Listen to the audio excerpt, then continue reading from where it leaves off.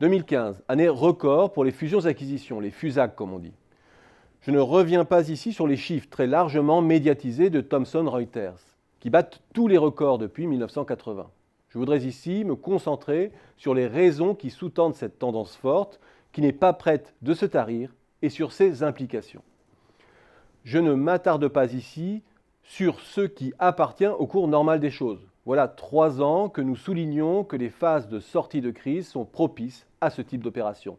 Tout simplement parce qu'après une longue phase d'attentisme stratégique, la revalorisation des cours et la restauration des trésoreries redonnent aux groupes les moyens de financer leurs opérations de restructuration et de consolider leur secteur sur le dos des perdants. Mais ce à quoi on assiste aujourd'hui, avec des méga-deals qui dépassent l'imagination, comme celui de Pfizer avec Allergan par exemple, révèle à la fois la puissance de feu financière de certains groupes, après des années de sous-investissement, et surtout l'hyperabondance des liquidités auxquelles les fonds de capital investissement et les banques d'investissement ont aujourd'hui accès. Cela renvoie au contexte très particulier créé par le niveau exceptionnellement bas des taux d'intérêt et du rendement de la plupart des produits financiers. La quête éperdue de rendement ouvre aujourd'hui un gigantesque sas en faveur de jeux financiers exploitant à plein le levier d'endettement. Dans un monde où la rentabilité économique du capital productif est élevée et où le coût de la dette est très faible, la manière la plus évidente pour produire de hauts rendements est de jouer sur le levier via des LBO ou des FUSAC notamment.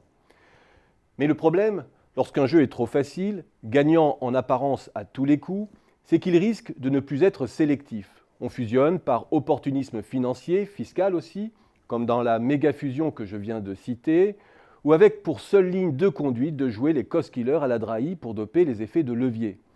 Les aspects stratégiques plus fondamentaux passant au second plan.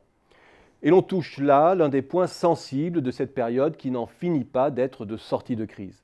Les fonds d'investissement se refont après des années de vaches maigres sur le dos des entreprises et jouent les pousses au crime.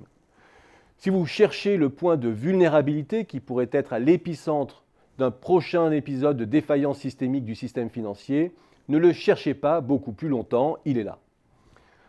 L'ampleur exceptionnelle de la vague de FUSAC actuelle renvoie ensuite au contexte de faiblesse des débouchés de l'économie mondiale.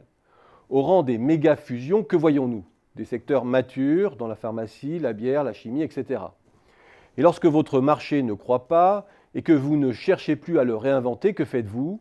Vous le consolidez à votre avantage en phagocytant ou en recherchant des synergies avec la concurrence. Cela permet de mettre le doigt sur une deuxième vulnérabilité de cette époque. Les FUSAC tendent à détruire de l'emploi et du capital.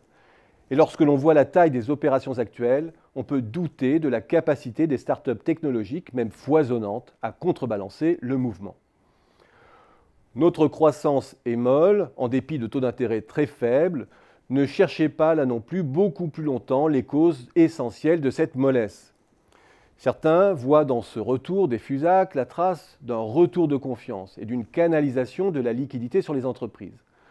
Ce n'est pas entièrement faux, mais à cette échelle, ce qu'il faut craindre, c'est qu'elle soit avant tout un symptôme de plus de notre croissance molle et une bombe à retardement au plan financier.